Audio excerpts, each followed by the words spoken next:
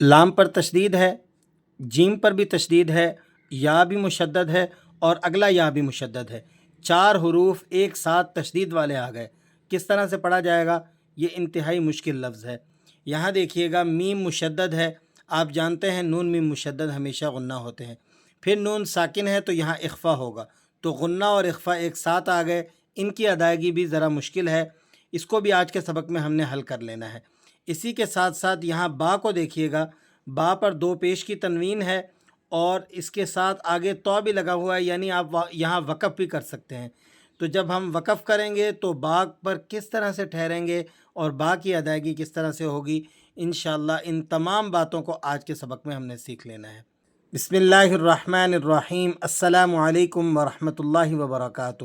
محترم سامعین، امید کرتا ہوں آپ خیریت سے ہوں گے۔ محترم سامعین، جیسا کہ آپ جانتے ہیں، قرآن مجید کے مشکل ترین مقامات کو سلسلہ وار حل کرنے اور آسان اور عام فہم تجوید کے ساتھ سکھانے کا ہمارا سلسلہ چل رہا ہے۔ اگر آپ قرآن مجید کو آسان تجوید کے ساتھ سیکھنا چاہتے ہیں تو ہماری اس سلسلہ وار ویڈیوز کو مس کرنا چھوڑ دیں اور تمام اسباق کو پابندی سے دیکھنا شروع کر دیں۔ تو چلیں سبق کو شروع کرتے ہیں بلا کسی توقف کے۔ آج کا ہمارا سبق سورہ نور کی آیت نمبر 40 میں ہے۔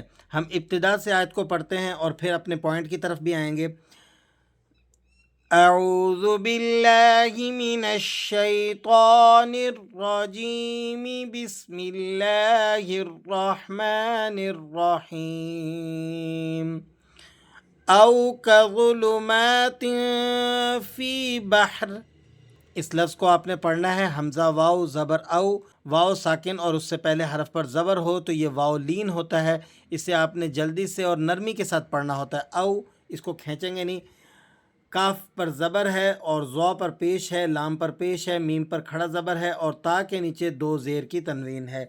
او کظلمات، اور آپ نے یہاں پر تا پر غنہ نہیں کرنا بلکہ اخفا کرنا ہے۔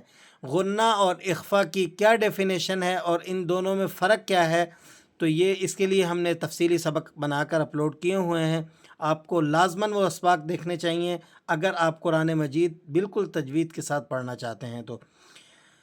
او کظلمات فی، فا یا زیر فی، تو یہ یا مدہ ہے، آپ نے اس کو ایک الف تک کھینچ لینا ہے۔ فی بحر، اب آگے دیکھیں، فی بحرل، یہاں پر آ جاتا ہے ہمارا پوائنٹ۔ تو یہ جو مشکل ترین مقام ہے اسے ہم نے آج کے سبق میں حل کرنا تھا۔ تو دیکھیں یہاں پر لام مشدد ہے، تو جب بھی کوئی حرف اس پر تشدید ہو تو وہ حرف 2 الفاظوں کے قائم مقام ہوتا ہے، یعنی اس لام کے اندر ایک لام اور پوشیدہ ہے اور وہ لام ساکن ہے۔ جب ہم مشدد حرف کو پڑھتے ہیں تو اسے 2 الفاظوں کے قائم مقام کر کے پڑھتے ہیں، ایک دفعہ اس کو سختی کے ساتھ اور پھر اس کو خود پڑھتے ہیں۔ دیکھیں فی بحرل، رل، یہ ہم نے لام کو سختی سے پڑھا اور یہاں پر لام ساکن ادا ہو گیا۔ اب جو لام متحرک ہے، لام مشدد ہے، اس کو ہم پڑھیں گے اگلے حرف سے ملا کر۔ کس طرح سے؟ فی بحرل لج، لج، دیکھیں جیم کو بھی ہم نے پڑھا، جیم ساکن ادا ہو گیا سختی کے ساتھ اور پھر اس کے بعد جیم متحرک بھی ادا ہوگا۔ لجین، یا کے نیچے 2 زیر کی تنوین ہے اور آگے یا پھر مشدد ہے، تو یا 2 زیر یین، یا غین زبر یغ، فی بحر اللجین یغ، فی بحر اللجین یغ، اس طریقے سے آپ نے اس لفظ کو ادا کرنا ہے۔ اب ذرا اس آیت مبارکہ کو ابتدا سے دیکھیے گا۔ او کظلمات فی بحر اللجین یغشاہ۔ اب چلتے ہیں ہمارے سیکنڈ پوائنٹ کی طرف۔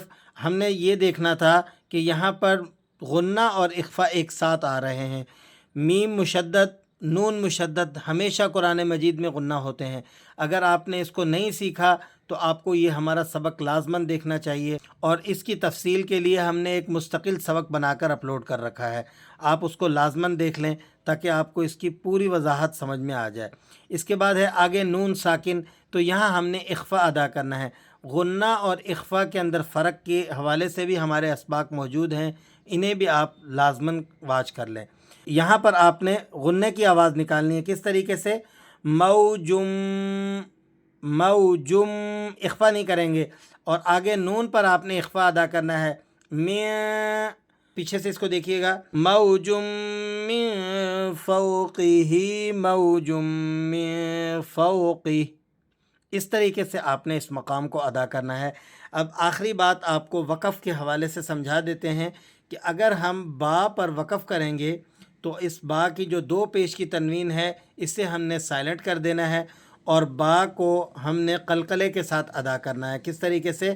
من فوقہ سحاب، سحاب، اس طریقے سے اس با کو پڑھا جائے گا۔ امید کرتا ہوں آج کا سبق آپ کو اچھی طریقے سے سمجھ میں آ گیا ہوگا۔ دعاؤں میں یاد رکھیے گا، خوش رہیے گا۔ ہماری حوصلہ افزائی کے لیے ایک لائک، ایک شیئر اور ایک کامنٹس لازمی کریں۔ اللہ تبارک و تعالی آپ کی عمر میں برکت عطا فرمائے۔ السلام علیکم ورحمۃ اللہ وبرکاتہ۔